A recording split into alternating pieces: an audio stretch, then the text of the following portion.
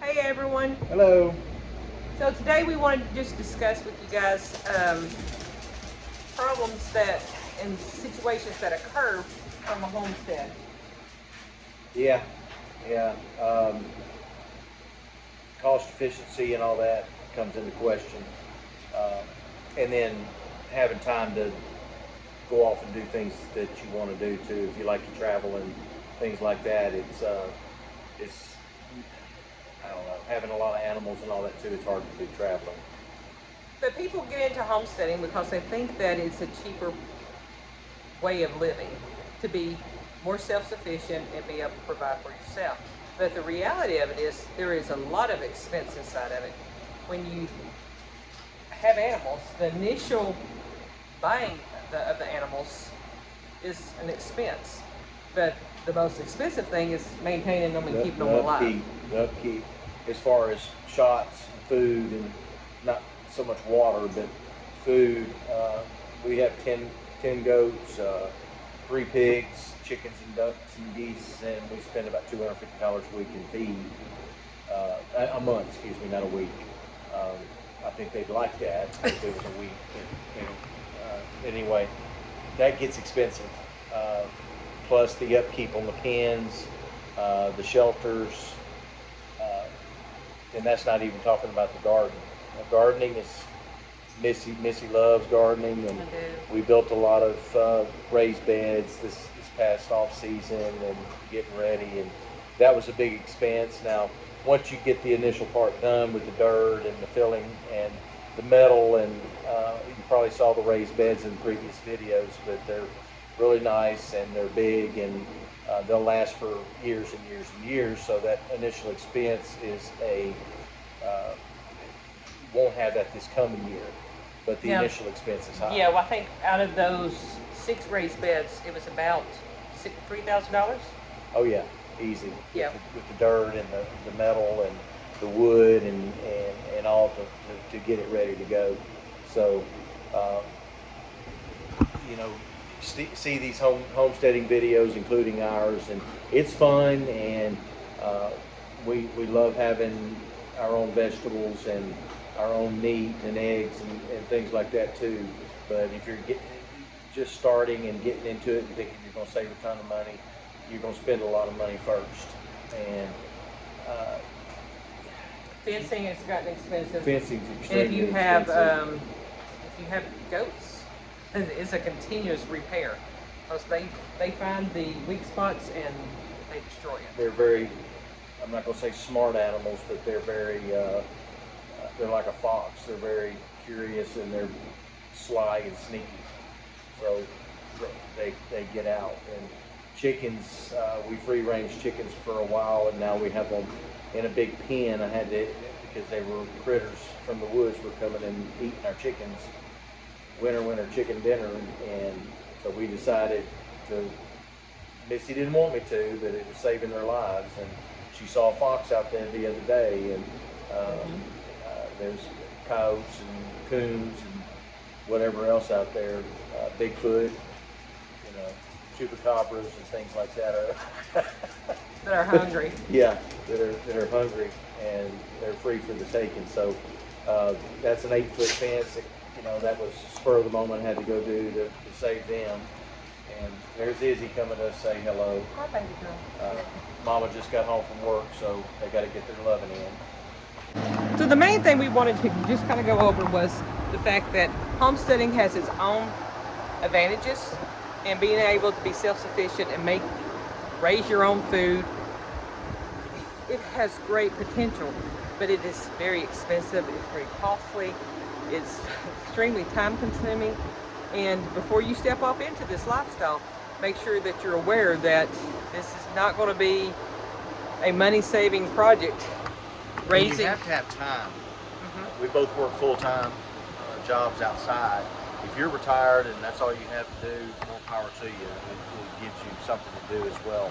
But for us, I get home a lot earlier than Missy does. But in the heat of the summer, there's a lot of things I don't want to do. It's just too hot. But yeah, time It's not just the cost, it's the time efficiency as well. And we like to travel, love to travel, and that kind of eats into our traveling too, because the animals have to be taken care of, and we have to leave somebody responsible to feed and take care of the animals, which we're blessed to have neighbors and relatives that will come by and check on everybody for us too.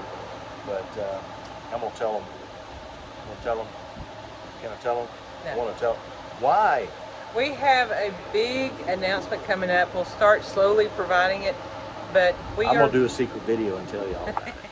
we do have a change, a huge change coming up in our lives. Big change.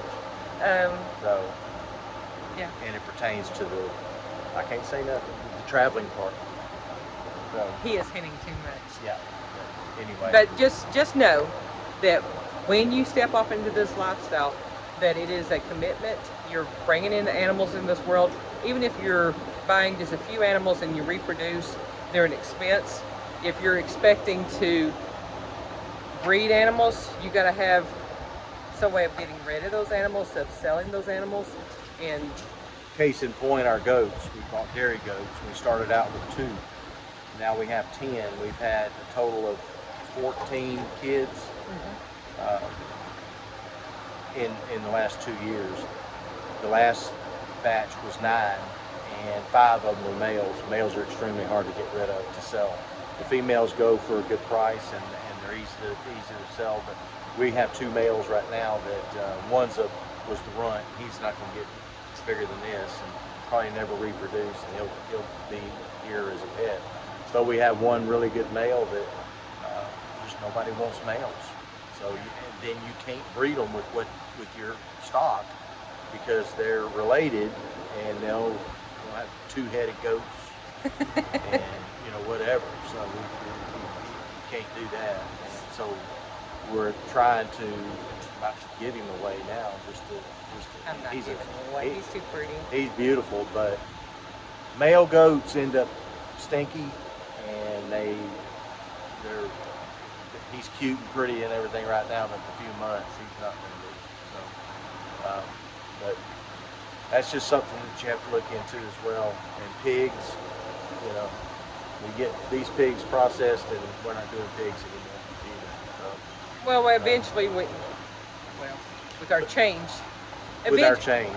If we were to Watch that grill. continue being on a farm and doing this, you would want to limit how many pigs you were raising. You want to raise just enough pigs for your family and move on, because there's really no cost. By the time you feed them out and you process them, you do save some money, but it is time consuming. And it's better, what you've put into that animal too, as far as feed and clean water and all that too. And there goes the garden too. The garden's huge. Yeah. Humongous. And there's really 2 of us here, 2 part daughter and future son-in-law. They're here on the weekends, and we share with family the eggs, the produce from the garden, and we still have 2 freezers full and racks full of canned, at Missy's canned beans, and God knows what's in there. We've got 5 years worth of produce in there, and that's after giving stuff away. So smaller's better than bigger if you're, unless you're sitting on the corner selling your vegetables, which we don't. You don't have to have a humongous garden just for you. It adds up really quick, and you're not gonna make a fortune selling eggs. We give them away. We give ours away to the neighbors. We have neighbors that when we're off gone, they come and take care of the animals or pick the garden or whatever. So we provide for them, but we still are spending the money for the cost to. We still feed the chickens, and I would much rather have our eggs than from the store anyway. We went camping a few months ago, and I forgot eggs, and had to go to the store and bought store-bought eggs, and it's not the same. People say they can't tell the difference. You can tell the difference. And now we have duck eggs mixed in too, and they're delicious. So before you just jump off into homesteading, make sure you do your research, understand what you're getting into, that you have the time to dedicate to what you're doing, whether it's building a garden, and then being able to grow it, and then what do you do once it's all grown? I mean, you can't eat that much. You know, don't go and make and grow 10 squash plants if you don't like squash. And myself, I love vegetables, period. Missy doesn't care for beans. She doesn't like tomatoes, but we have literally 70, 80 tomato plants out there, and we've got canned tomatoes that, you know, do grow what you like to eat. And okra is going crazy right now, and I can only cook so much okra. And of course, I'm providing for other Yeah. people too. So just be aware of what you're doing, understand what you're getting into, do your education, and just be aware of what all you can get yourself, the expense and all that it does take. This is Thursday. Saturday, I'll be able to spill the beans and let y'all know what's happening. Okay? She made me wait till Saturday because we're going to be doing something Saturday that where I can. We will be filming Saturday to kind of give you an idea, so it probably will not be posted until Sunday. So, like, subscribe. Any comments you got about the cost of being on the homestead, trying to be self-sufficient, please put them down and we will answer them. And if you're homesteaders, we're not going against homesteading at all. We love homesteading.